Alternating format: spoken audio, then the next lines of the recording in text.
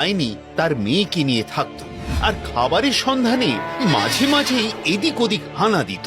তো সেই বুড়ি লাঠি ঠক ঠক করে এসে পিঠে গাছের কাছে দেখতে পায় রাখালকে।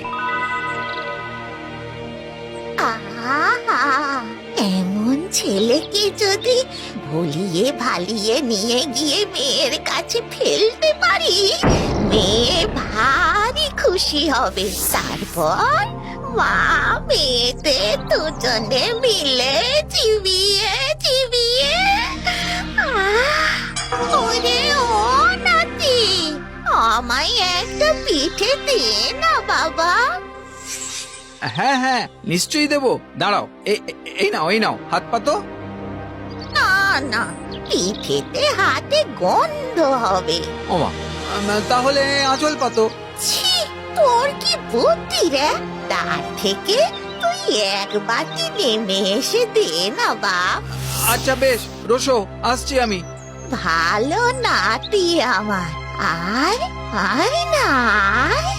ব্যাস, যেই না রাখাল পিঠে নিয়ে নিচে নেমেছে অমনি ডাইনি বুড়ি খপ করে রাখালের ঘেঁটি ধরে আর জাদু করে একটা থলের মধ্যে রাখালকে ভরে বেঁধে ফেলে। এই কি করছো? আরে ছাড়ো ছাড়ো, আমাকে ছাড়ো বলছি, ছাড়ো। ডাইনি কোনো কথা না শুনে থলে নিয়ে রওনা দেয়।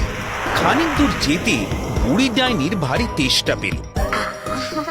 গলাটা শুকিয়ে আসছে, এবারে বস্তাটা নামিয়ে একটু জল খেয়ে নিন বরং।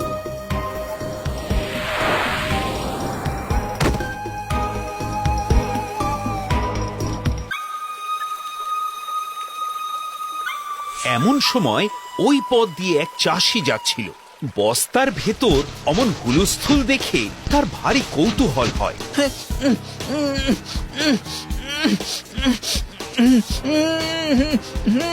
ও কি রে বাবা, থলেটা অমন করে নড়ে কেন? কি আছে ওটাই, দেখি তো।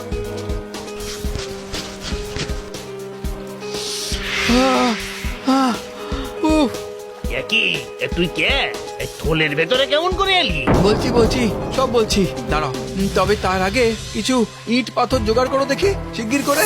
চাষি ও রাখাল বেশ কিছু ইট কাঠ পাথর দিয়ে থলেটা ভর্তি করে মুখ বেঁধে সেখান থেকে পালালো।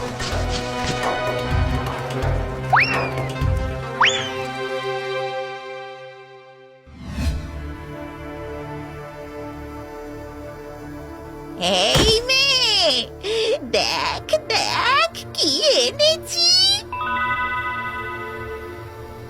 কি মা?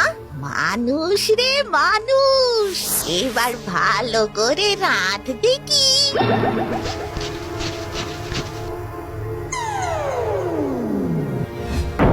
ও মা, মানুষ কই?